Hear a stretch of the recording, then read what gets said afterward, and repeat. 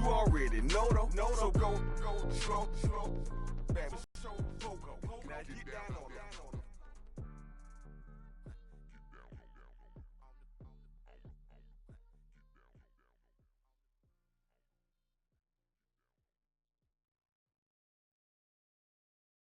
Montana. You know, I'm like, yeah, nice P, you know? What up, Pink? Man. La música de Harry Fraud. When I pull up, they notice me. Come and talk to me like Jodeci. But don't you be too close to me. Them goons you so for me. I bring them things, I bring them things. I call them, bring them things. Mucho, I bring them. Hello, everybody. I'm Larry Ridley. Welcome to the NFL on EA Sports. In today's matchup, we've got a pair of running backs who are hoping for plenty of touches to come their way. It's Latavius Murray's Vikings going up against Amir Abdullah's Lions. With that, it's time to hook up with our commentators in the booth as we turn it over to Brandon Godden and Charles Davis. All right, Larry, EA Sports coverage of the NFL sends us to the state of Michigan as we are inside Ford Field in downtown Detroit. A few short moments ago, these two teams made their way out of the Ford Field tunnels, and the noise level in this place just about off the charts. They are set for football as the Lions get ready to do battle with the Minnesota Vikings. Hi again, everybody. I'm Brandon Gaudin. To my left, as always, he's Charles Davis. And, Charles, we saw in the open, we've got a couple of great running backs in this game tonight, each capable of putting a team on his back. And I'm excited to talk about the runners, not just the passers started. Get us started, and we are underway from Ford Field. On the return, Dwayne Watt.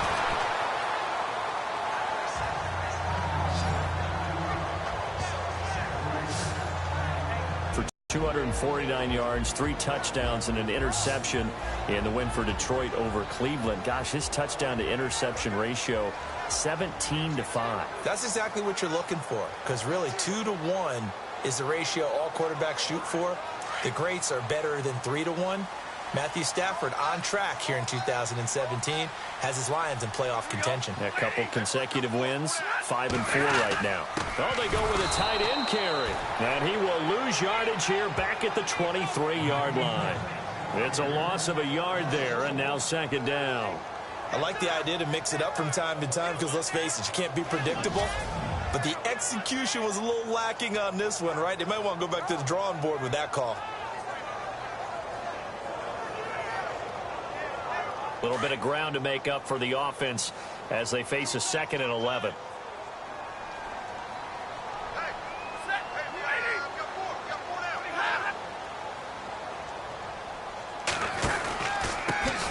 A first carry for Amir Abdullah. And he's going to lose yardage here, back to his own 18. That'll go as a loss of 5. And they're going to be staring at a 3rd and long here. So the Lions go backwards there, and unfortunately that's something they saw a lot in 2015. They had the fewest rushing yards of any team in the NFL. And it's one of those dubious titles that no one really wants to claim. Even teams who say, well, don't worry about running it because we throw it all the time. Being able to run it when you want to is a key to success in the NFL, and Detroit struggled doing that. And I don't think this is the script they had in mind for their opening drive. This is 3rd and long. From the gun, here's Stafford. Keeps himself upright. Out to the flat for Reddick. And he is leveled. Knocked down hard. And a big 32-yard play on 3rd. Just the first quarter, but tackling going to be so important going forward. They've got to limit plays like that. And that's something when you see it happen early in the game and they don't get him on the ground, you can always tell that they were concerned about it going in. Because I can just tell you from my days, I remember being in college and worrying all off-season about our season open opponent, and they had a receiver that could shake and bake with the best of them. I tackled him on the first pass of the game, and the relief was incredible. Ended up having a pretty decent ball game. But if I'd missed him, it would have been a long night.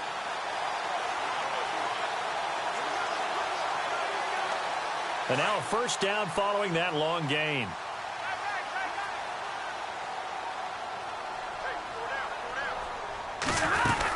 They'll run it now out of the gun. And running room scarce here. He's going to be stopped in his tracks at the line of scrimmage. No gain on the play. It'll be second down. And we look now at the Lions offense. One way I really judge a player's value is when opponents know what your strengths are, yet they still can't take that away. That tells me you're a heck of a player. For Theo Riddick, everyone knows about his ability to catch the ball out of the backfield, yet he's still the primary target for Matthew Stafford on just about any passing situation.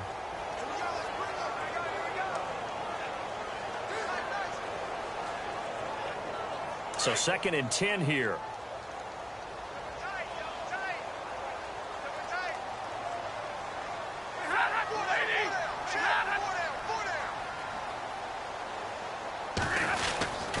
They go with Abdullah again. And he might have got this across midfield, not by much. They'll mark it down at the 49. Give him 2 on that run, and they're still left looking at a 3rd and about 9 to go.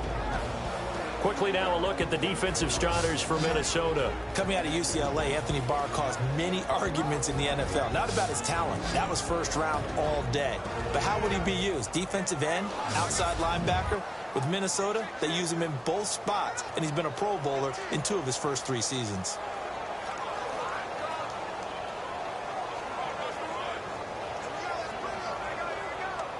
So following the run, we'll see what they do here on 3rd down.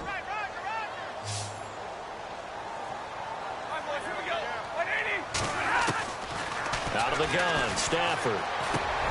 The completion good. This is Eric Ebron. And this time he's able to take it down to the 42. They get 7 there, but it brings up 4th. So much about offense is what you call hidden yardage. You know, you throw the ball to someone, they catch it, and then they can make a big play. You know, they create a play, run after catch.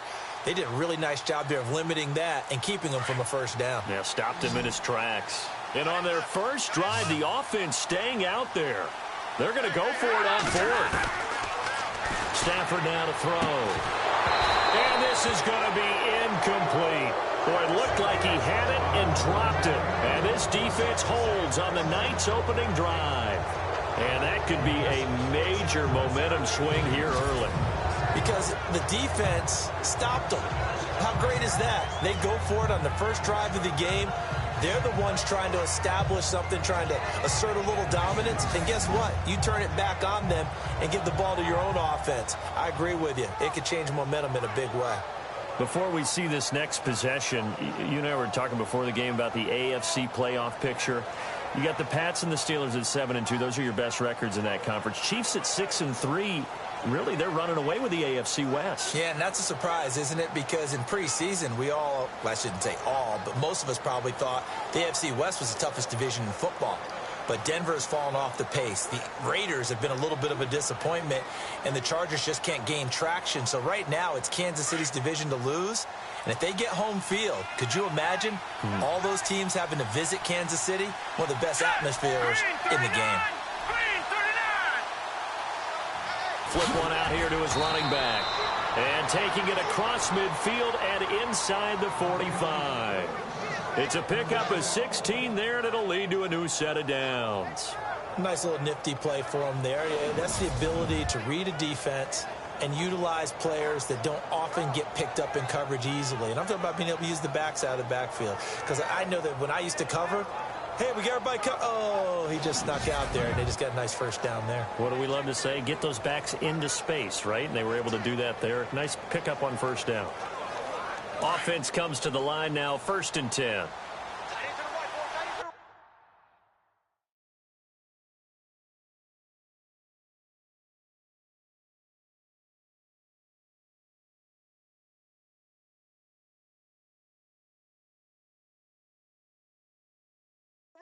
Move. Here we go now. Boom, landed. Out of the gun, Keenum. Flush to his right. And he fires one incomplete. The intended receiver was Laquan Treadwell. And that'll bring up 2nd down. I know our vantage point might be a little bit better way up here, but that looked like an ill-advised throw to me. I didn't see anything open, and this play just didn't look right from the beginning. It did not. I thought he might get outside and just chuck it away. Dangerous pass, incomplete.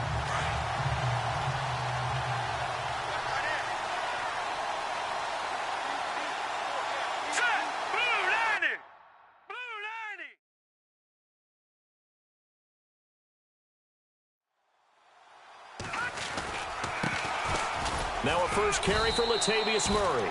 And able to push his way forward here for a good little gain. Give him 4 on the ground there. They're now left with 3rd and 6. That second down play call was not to pick up the first down. It was to accomplish what they did, to get them into a manageable 3rd down, because they had incompletion on first down, so they were behind the sticks, so to speak. They needed to make up some ground, and they did.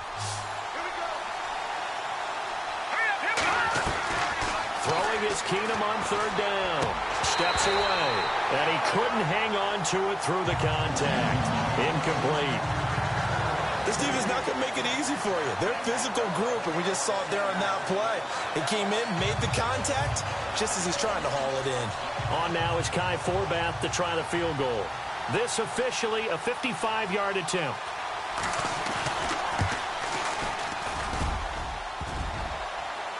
And that hits the crossbar and comes back no good. And by just a couple of inches, this remains a scoreless game. All things considered, a pretty good kick. Just cruel punishment there to be denied by the crossbar. If you're going to hit from that distance, sometimes you're going to need a little luck. And unfortunately for him, this time the break goes against him. So the offense taking over in just a second. But, you know, last year, going off the script a little bit, so much talk around Jared Goff, Carson Wentz, who would go 1, who would go 2, and will they pan out? Well, this year, they are both panning out really well. They certainly are, and they went 1 and 2. Jared Goff, number 1 to the Rams. Wentz, number 2 to the Eagles. Wentz became the starter as a rookie, played all 16 games. And here in the second season, a lot of MVP talk surrounds him, and rightly so. Jared Goff got left behind. Only started 7 games as a rookie. Didn't play that well. Many people want to use the B word on him for bust. Not at all. He's playing at a really high level. The Rams are in first place. He might not be in the MVP talk, but how about most improved player in the league? Relatively small sample size, but that's his longest run of the first quarter. Bounced it out to the outside to make it successful. And to get there, you actually need some help. It's not just your pure speed getting to the corner, making sure that the blocking is taken care of inside so the pursuit doesn't get you. And oftentimes, those wide receivers, tight ends that might be flexed out, they've got to control the edge and make sure no one from the outside can spill the play before he gets there.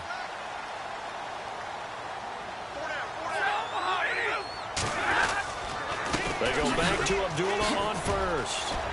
Got some real estate inside the 30. And he'll get into the end zone. Touchdown, Detroit. Amir Abdullah, 42 yards.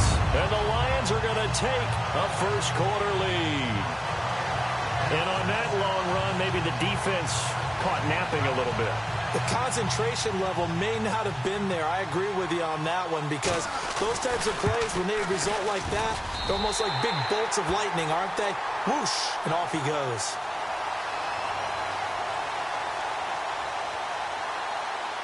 Personal foul, roughing the kicker, defense. Well, we looked at each other right away. We knew that flag was coming out. And I always enjoy the conversation post, because officials always tell you, I don't want to throw the flag, but you caused the play. You did it. I had to. And this will not be returnable. It's out of the back of the end zone for a touchback. The Vikings offense now, they get ready to head back on the field. Last time out, they had that long 50-plus yard field goal that they missed. And I'm sure on their sideline they're thinking to themselves, okay, do we still want to try one if we're in that position again? And I would dare say that the answer would be yes. They're going to have a lot of confidence in their kicker. But just to be on the safe side, I'm sure they told their offensive guys, come get a little bit, get in the end zone first and foremost. But if all else fails, less of a field goal attempt for him. Now he'll let it go deep right. And got his man complete. A big play there for Minnesota. 41 yards. Looked like the defense put pretty good pressure on him, but he's able to flush out to his right to try and evade people. On the run, had to get on his horse. Still accurately throws a nice pass for first down. On first down, Murray. And he'll get a little over 2, maybe a full 3 down to the 32-yard line. That call makes sense because they've been throwing it well on this drive, and once again they show passing formation, showing the shotgun. Then they ran out of it. That's a nice play by them defensively, though, to hold it to a short gain.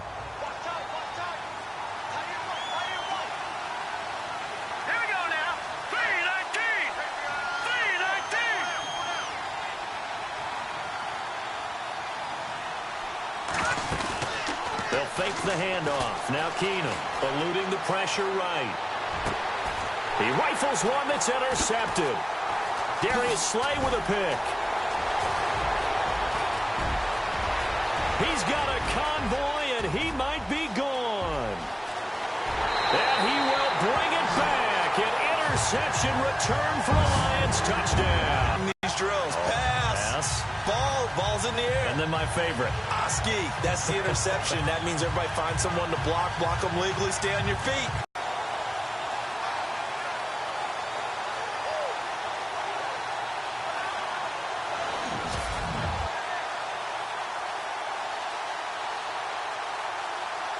Now Prater to add the PAT.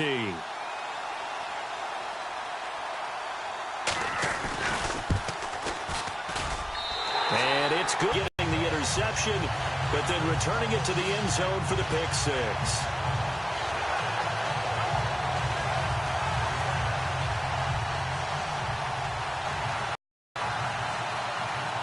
So they'll get another shot on offense following that pick six. And now the kick is away. This is taken at the... We know that, right? They have a script to start the ball game, and typically those scripts go between 12 and 24, 25 plays.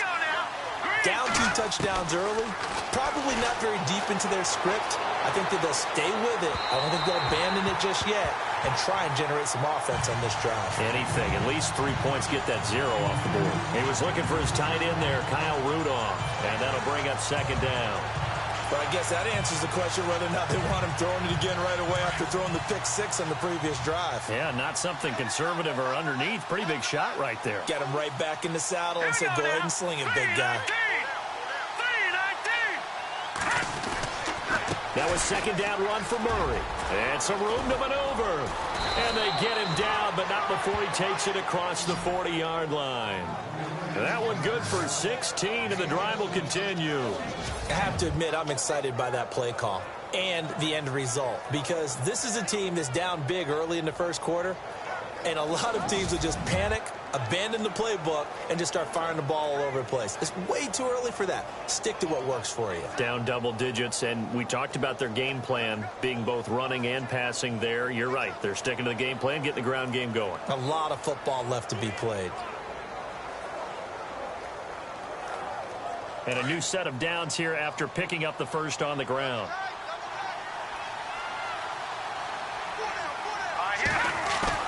Now a play fake here on first down. Escaping the pressure right. Oh, he's got a little daylight. 11 more on that one and another first down. That was an excellent job of recognizing the situation. His first read wasn't there. Heck, his second read wasn't there. But he bought himself a little extra time scrambling out of the pocket, got to the sticks, and picked up the first down.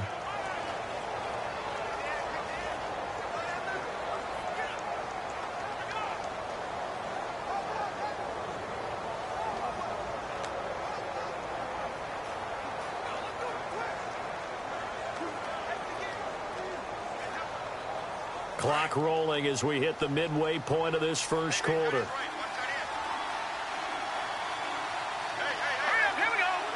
The play clock's running down. On first down, Keenum rolling to his right. His throw incomplete. The positioning here is key. As a defensive back, you're taught 99% of the time, make a play on the football. But in this case, making a play on the man was all the difference. That's what forced the incompletion.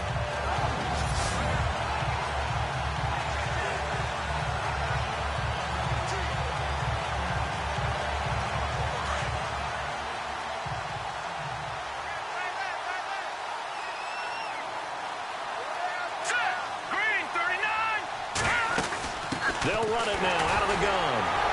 And he'll lose yardage here, back at the 47.